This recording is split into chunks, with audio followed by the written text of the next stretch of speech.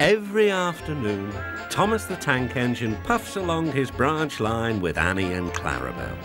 First, they pass the watermill. Next, they come to a big farm. Then, they can see a bridge with a village nestled either side of it. This is a special place. Whenever children hear Thomas coming along, they stand on the bridge waving until he is out of sight. One day, Thomas was running late. He had stopped at the signal before the bridge to talk to some new children. Percy was waiting too. "Hurry up, Thomas," called Percy when the signal dropped.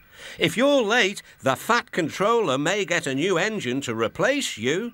He would never do that, thought Thomas, but he was worried.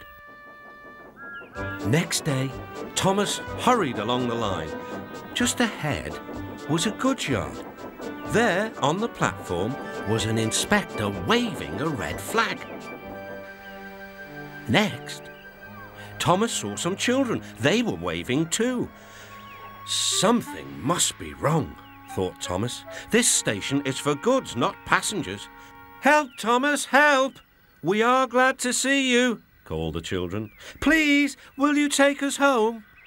The station master explained to Thomas's driver that the school bus had broken down and that all the parents would be worried if the children were late.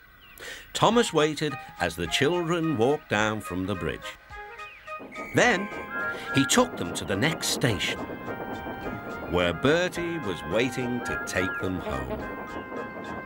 When Thomas finished his journey, he was very late. He was worried that the Fat Controller might be cross with him.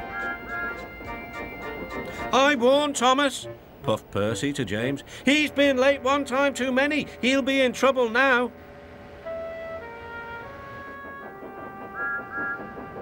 But next morning, the Fat Controller was nowhere to be seen.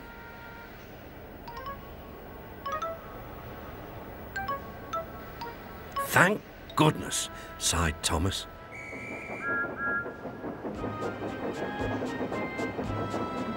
Thomas knows every part of his branch line, but just ahead was a stretch where the hot sun had bent the rails on the track. "Careful, Thomas," called his driver, but it was too late.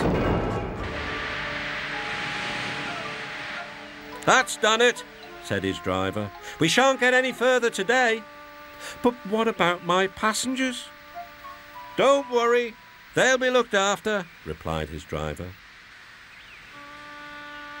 While workmen repaired the line, Thomas had to shunt trucks in the yard. Bertie came to see him. "I understand you need my help again." "Yes, Bertie," replied Thomas sadly. "I can't run without my rails." Bertie set off to collect Thomas's passengers. "Hello, Bertie," they said. "We are glad you are here." Bertie drove along the road by the railway. He stopped at each station along the line. Sometimes he stopped between stations to let people off closer to their homes. Thomas felt miserable. "I've lost my passengers. They like Bertie better than me." The Fat Controller arrived. "Your branch line is repaired. I'm going to change your timetable so that you and Bertie can work together more." When Thomas reached the station, there were all his passengers. "Bertie is a very good bus, but we missed our train rides with you," they said. Later, Thomas spoke to Bertie. "Thank you for looking after my passengers." "Oh, that's all right, Thomas. I like to make new friends, but I'm glad to share them with you." "Bertie," said Thomas, "you're a very good friend indeed."